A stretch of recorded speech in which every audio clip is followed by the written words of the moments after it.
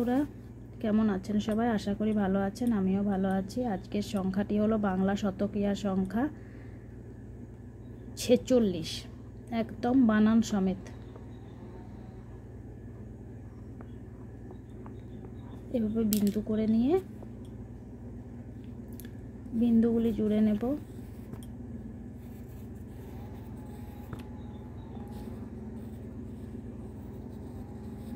ছেচল্লিশ, 4 10 6 46।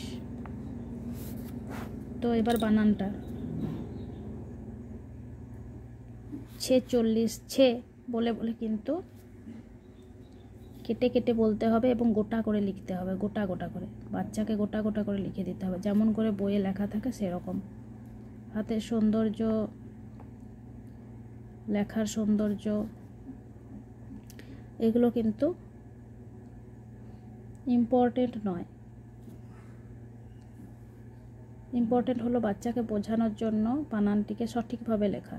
টেনে লিখলে হাত সৌন্দর্য বাড়ানোর জন্য লেখার, তখন কিন্তু বাচ্চা বুঝতে পারবে না। তাই আমরা যেভাবে বাচ্চা বুঝতে পারবে সেভাবে লিখতে হবে, যেভাবে বইয়ে গোটা গোটা লেখা থাকে সেভাবে লিখতে হবে। 6 ইকারে ছে, চ, লয় লয় হর্ষ ইকার, তালিবর্ষ, তালিবর্ষ।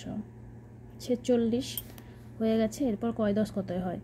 4 10 6 46, সমস্তটাই শেখাতে হবে।